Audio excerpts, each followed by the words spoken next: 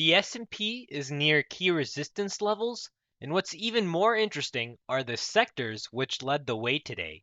They were mostly the defensive sectors, with the utilities sector and the consumer staples sector leading the way, along with healthcare, which also stood out. In today's video, we're going to take a look at those three sectors, which one stands out of those three sectors, and if there's any sector, any defensive sector that we would want to get long as we anticipate this shift in the S&P 500, moving to a little bit more on the defensive sector as we head up into what we expect to be resistance areas. Now let's start first with XLU. XLU was the leader for today. It was the number one sector in terms of the percentage up and down. And if we take a look at a chart of XLU, we had momentum switch today as well, with the buyers resuming control after the sellers failed to maintain control with yesterday's candle.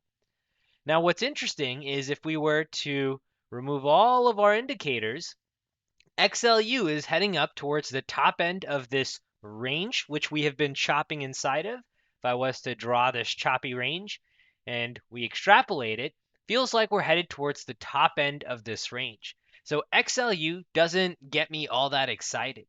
If we come into an intraday time frame chart and we load in both our hourly volatility box models for stocks along with our daily volatility box models for stocks, we can see how these three sectors performed today.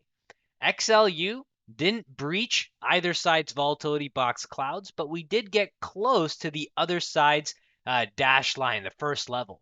This tells us that the volatility inside of XLU was greater than usual. We don't even see this happen often, so this should give you some sort of clue that, hey, there was a lot of buying activity in XLU. You come into XLP, let's relink these. So if you come into XLP now, XLP, you should notice something a little bit different. XLP, we breached our volatility box clouds and we even exceeded it. We come into the daily time frame of XLP. XLP to me feels like we're headed more into resistance zones, the top end of this channel. Again, not too exciting in terms of getting long, but very telling in terms of the sector that led the way today. It wasn't the more aggressive sectors with financials, technology, communications. It was the more defensive sectors as we're into the upper resistance zones. And finally, if you take a look at the healthcare sector looks similar to XLU, but what's interesting about healthcare is not only did we have the sort of V-shaped reversal, but if you come into the daily time frame chart, XLV is one of those sectors which has now hit a key and the lowest Fibonacci extension level that we had near 128.10. We hit that level today, and you can see how we defended that level. The buyer stepped in. We're very happy to pick up XLV at 128.10. So this, out of the three sectors, if you said which one are you willing to buy, is the sector that I'm willing to buy, is XLV, the healthcare sector. The other two, even though they led the way, still feel like we're toward the top end of our resistance zones. Now, in all of this, SPY is still that key signal where we've breached the upper end of that Fibonacci resistance zone. We're towards the top end of the two channel ideas we talked about. Now the question is, if you wanted to participate in SPY in itself for a potential reversal tomorrow, how do you do that? Well, I think the easiest way might be to just let the internals tell you where you'd like to get short. Just like we saw today, use that 1 minute chart, 2 minute chart, whatever you're comfortable with. Keep in mind it is a Friday, so maybe you purposely amp that. But the way I think we'll see the market structure tomorrow is that initial morning rally and then a sell-off into the close. That's what I think, just based off of the daily time frame and the sectors that led the way. Now, it could be that we see the sell-off into the final few hours, final few minutes. We don't see the sell-off at all. But what I'd be looking for is for the internals to start to shift gears.